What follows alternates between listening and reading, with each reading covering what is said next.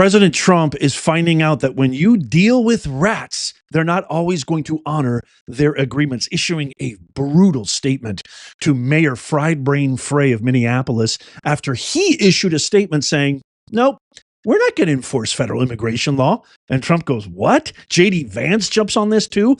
Also, a rip-roaring clip of Secretary of State Marco Rubio. You're not going to want to miss it. Even J.D. Vance reposting it with a caption that was just phenomenal.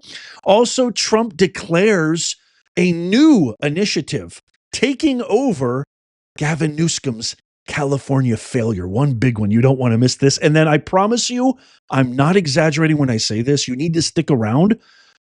How do I even describe this without it sounding completely fabricated and unreal?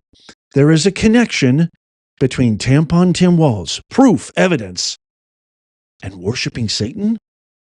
I know what you're thinking, but trust me, stick around. You don't want to miss it. So Jacob Frey saying the job of our police is to keep people safe, not enforce Fed immigration laws. I want them preventing homicides, not hunting down a working dad who contributes to MPLS and is from Ecuador. It's similar to the policy your guy Rudy had in NYC. Everyone should feel safe calling 911. And then Trump issuing this harsh statement saying, surprisingly, Mayor Frey just stated that Minneapolis does not and will not enforce federal immigration laws. This after we had a very good conversation with him.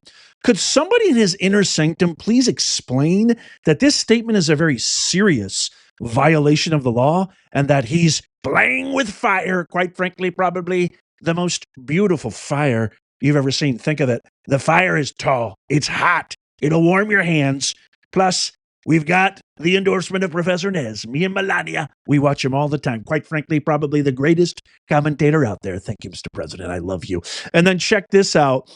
J.D. Vance just seems always to say the right thing at the right time. Every single time says he reposted this saying, how about federal law enforcement? Should they feel safe calling 911? Right now, they don't, because you've told your police officers not to help them, which this is 100% factual. I'm going to show you proof. And then speaking of Vance telling it like it is, check out this clip that even J.D. Vance reposted saying, watching Tammy Duckworth, who is almost as bad as low IQ Crockett, obsessively interrupt Marco Rubio during this hearing is like watching Forrest Gump argue with Isaac Newton. Nailed it. Bam. Bamba. Booyah.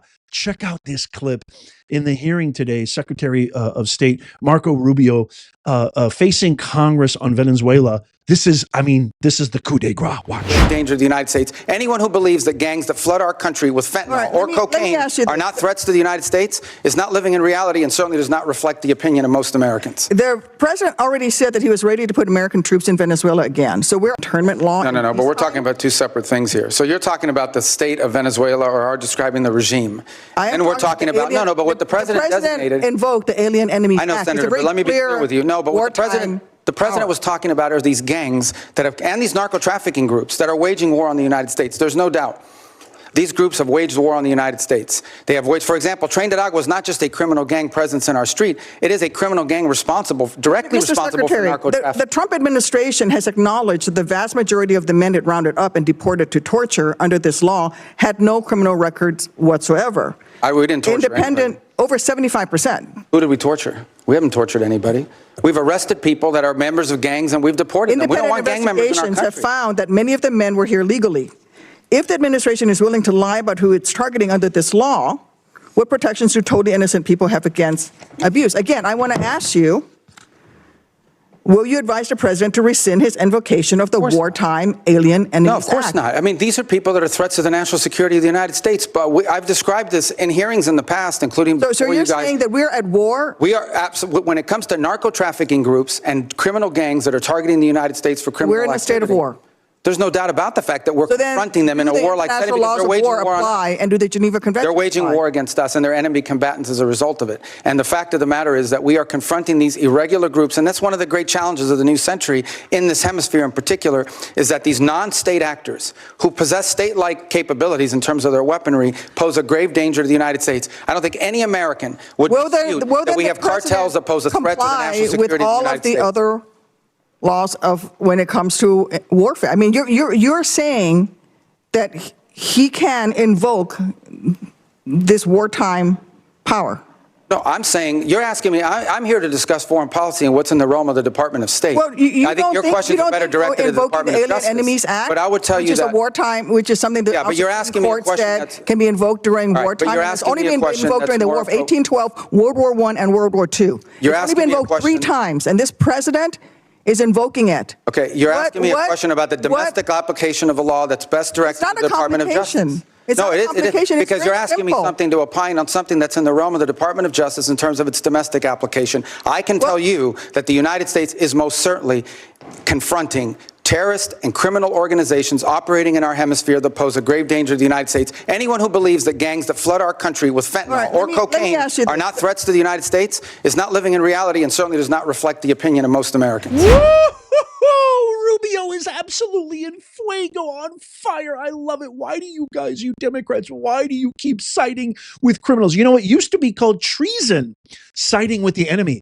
Now it's just called being a Democrat. Okay, check this out right here. You're going to love this clip right here. President Trump at his great accounts press conference where he's helping, future generations with investments. Holy mackerel. Trump just pummeled greasy Gavin Newsom on the fire debacle, disaster, train wreck that happened in the Palisades over a year ago, by the way. And listen to what he says he's now going to do to finally help Palisades victims, Eaton fire victims, Southern California fire victims for the first time, while this guy goes to Davos and makes an absolute buffoon out of himself. Why? Okay, really quickly, I have to share with you our new sponsor on the channel, Chapter. Medicare is super confusing. Millions of seniors are on the wrong Medicare plan, and most don't even know it.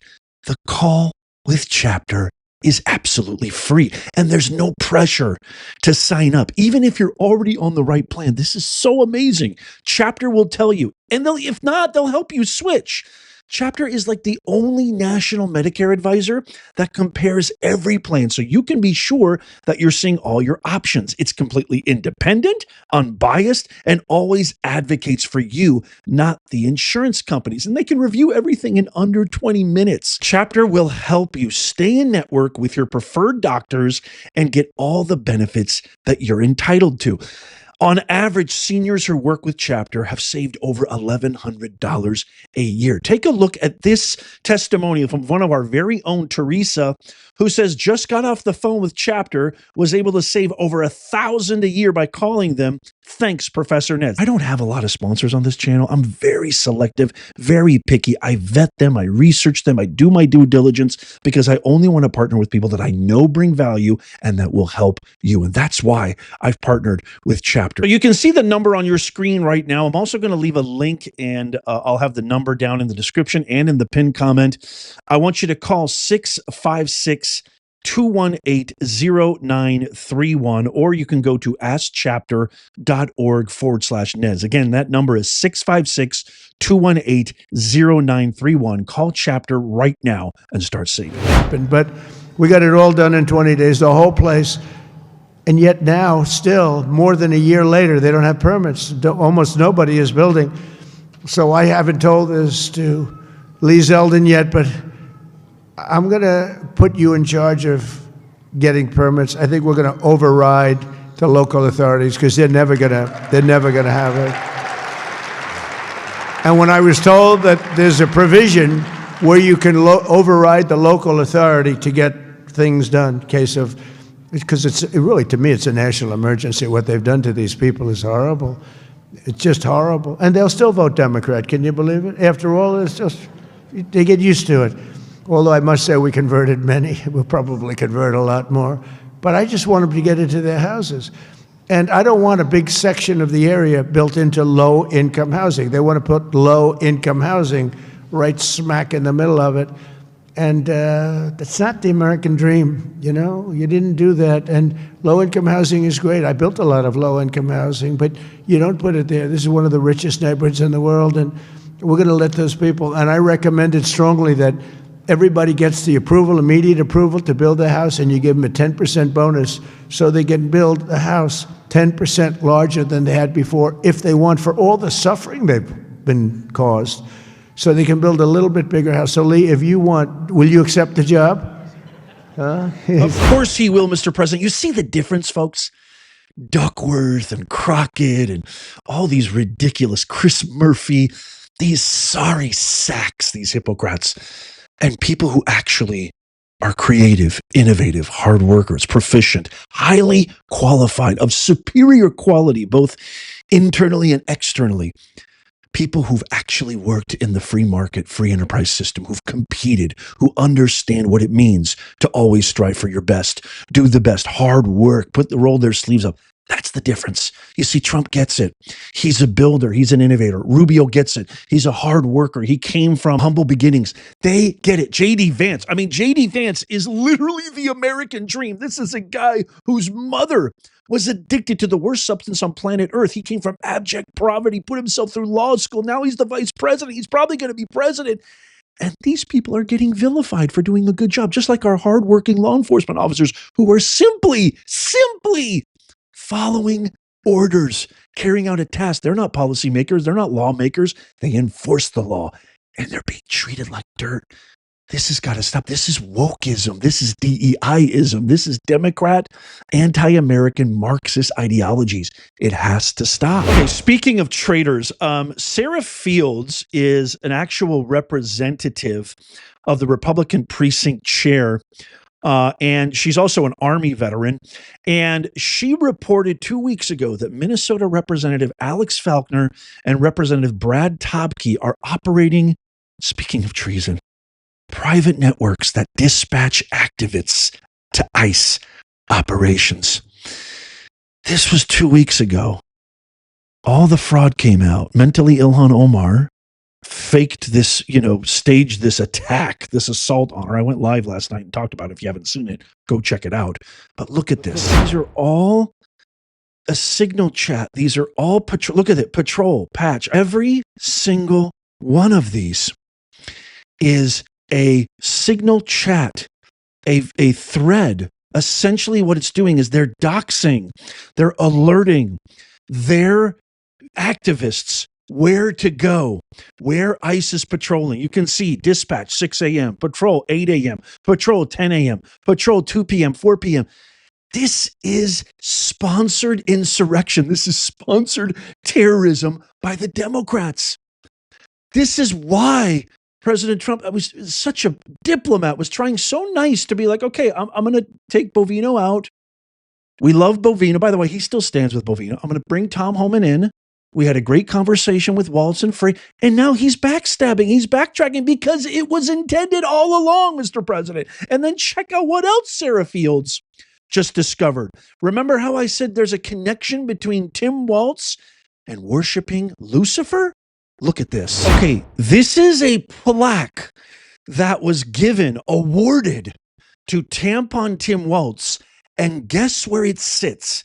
It sits in the Minnesota State Capitol. I'm going to show you video footage. The inscription reads, "The Democratic Coalition of Satan Worshippers thanks Governor Tim Walz for not standing in the way of spreading Satanism in the State Capitol building.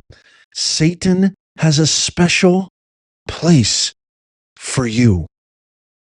Everybody thought this was a hoax, including myself. Everybody thought this was a fabrication. Everybody thought this was fake until actual video proof. Watch. Take a look for yourselves right here. That is right in the middle of the state capitol. That is the same exact plaque in the Minnesota state capitol that I just shared with you. The Democratic Coalition of Satan Worshippers thanks Governor Tim Walz for not standing in the way of spreading Satanism in the state capitol building. Satan has a special place for you. All right, that's for Governor Walz.